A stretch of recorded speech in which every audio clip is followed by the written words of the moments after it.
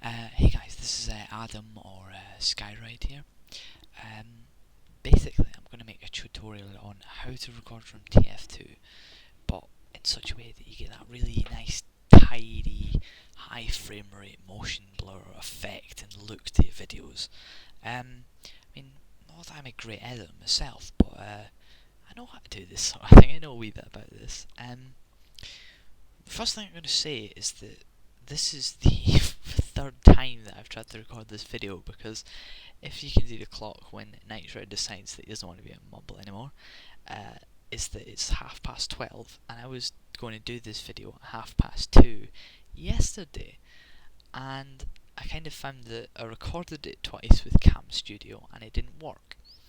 I was really annoyed, so I just went to bed and decided to do it again tonight. Anyway, basically the first thing that we need to do is we need to open up the PLDX tool.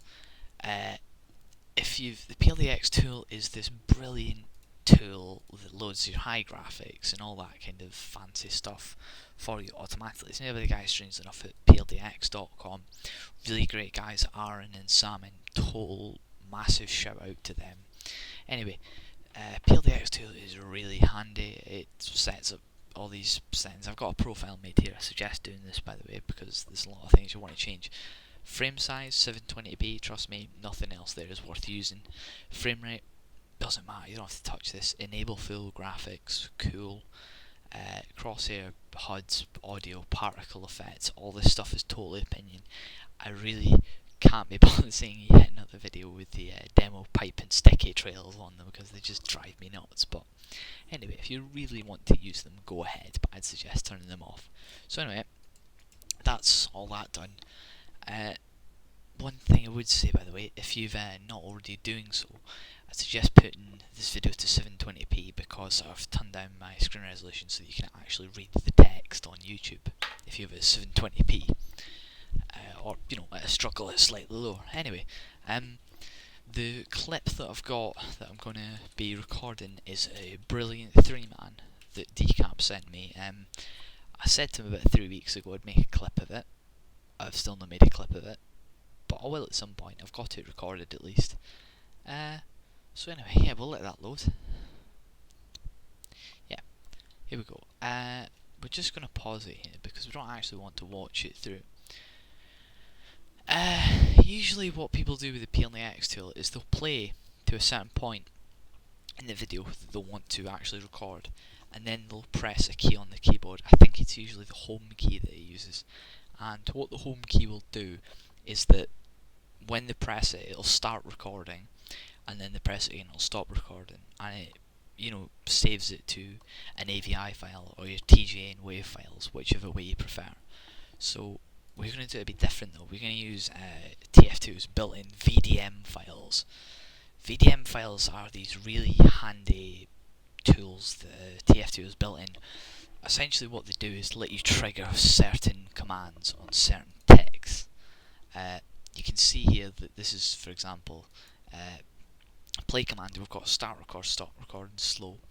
To make new ones, you just click new and play commands, and you set the name to whatever you want. Anything there, that's just purely up for you. Start on, we want to see is that set use tech. You put your tech that you want to play on here, and then put your commands that you want triggered here, and it's quite easy. I'm going to show you what I use here. For a start, in order that they run, the first thing is slow. This just turns it back. This just turns this back here, back to standard 100%. One is 100%, by the way. So that means that we can play it up at like 10,000%, so we don't have to wait ages for it to get to it. That's coming just short of the actual recording command, which is going to have host timescale 0.001. You can put a million zeros at this, but trust me, it makes no difference, and if you think it does, it's purely a placebo. You cannot tell the difference with the human eye. Host frame rate 400. This is what I meant about the frame rate issues in the PLDX tool not mattering at all, because the PLDX tool just basically changes this particular CVAR here, but we're going to set our own value on it. So 400, 300, it's up to you. I personally suggest using 300 because it's sort of the nicest balance between giving a really tidy, smooth effect and taking ages to record. I personally use 400 because I just have a quick computer and quite a bit of patience. So anyway, I'd seriously say that anything beyond 400 is pretty much a waste of time. Although if you really aren't inclined, you are totally welcome to use like 1000. Again, next thing we've got the start movie command, but if you notice here, we have this, and if you give me a second, I'll show you what that is. And let me take a breath so I'm not hyperventilating.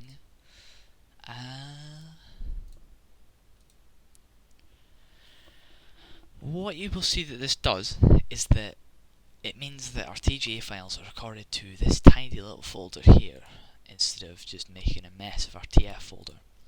What it does is, again, as I say, that's all it does, it puts them here, so it doesn't make a mess. It's a lot tidier. You could have, for example, there's no reason you couldn't make another one called, like, I don't know, say you're making a team frag movie, you could make one that's got, you know, all of person 1's kills and then person 2's kills and all this stuff, and it makes things tidy to deal with. And as I said about the VDM files here, if you look here, that's it there.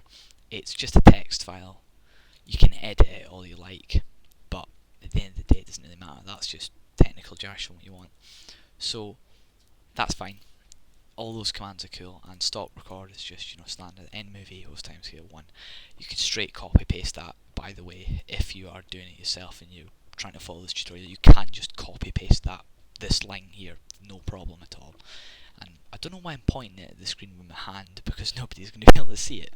So anyway, that's fine, we can play that through. So what we're going to do is we're just going to skip to that point in the demo. And as I said, we can let it go really quick now. It's at 20,000%. So when it gets to about 1900, I'm going to remove this, and then what you'll see happen is it'll slow back down to normal playback speed. Yeah, here you go, and it'll start recording about now. And again, we've all seen this before. This is just TF2 recording ages. You've got the dodgy thing with the sound going on in the background.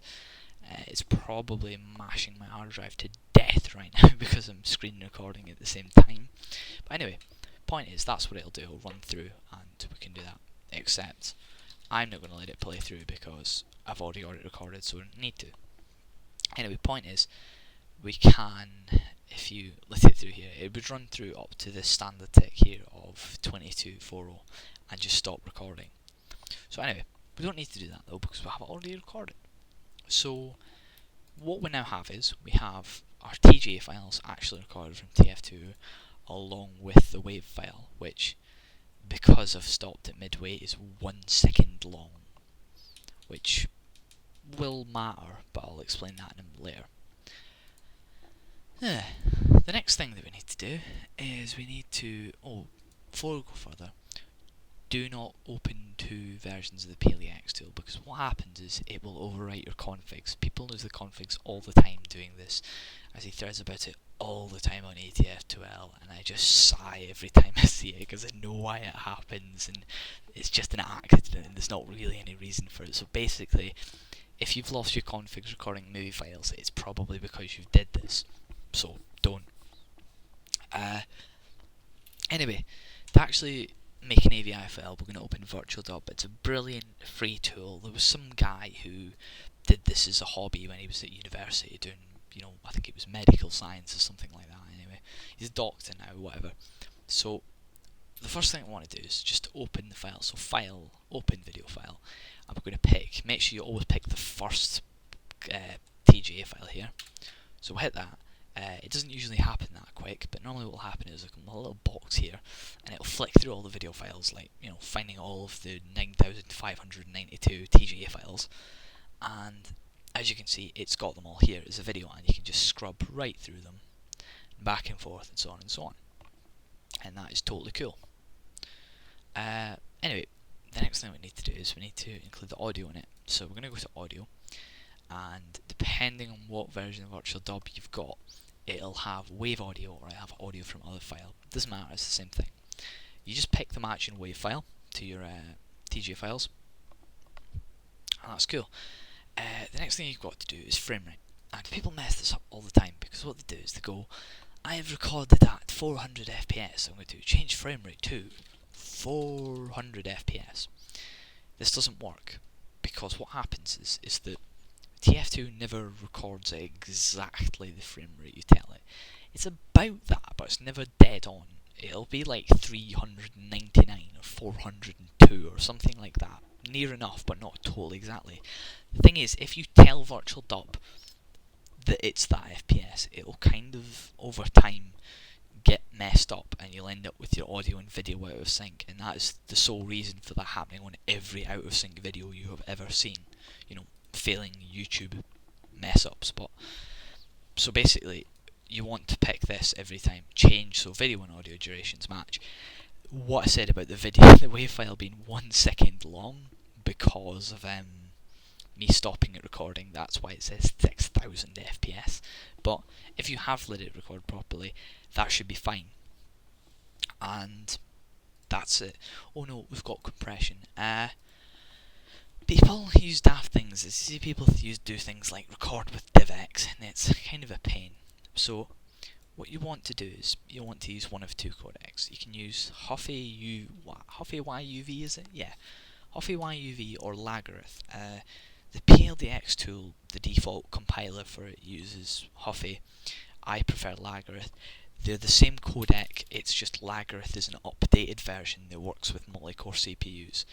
There is really no practical difference beyond that, so both of them do exactly the same thing. So whichever is more convenient, go for that. Anyway, so we're going to go ahead, click that, and all we do is file, save as AVI, and we're just going to put that here, and I'm going to put 3 so we're not overwriting it, but so that'll just run through like that, record it, compile it.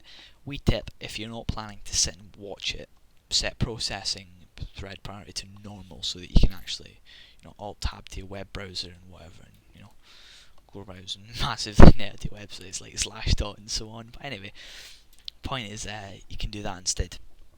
So I'm going to boil this again because, as I said, I've already got it recorded, so I don't need to do it.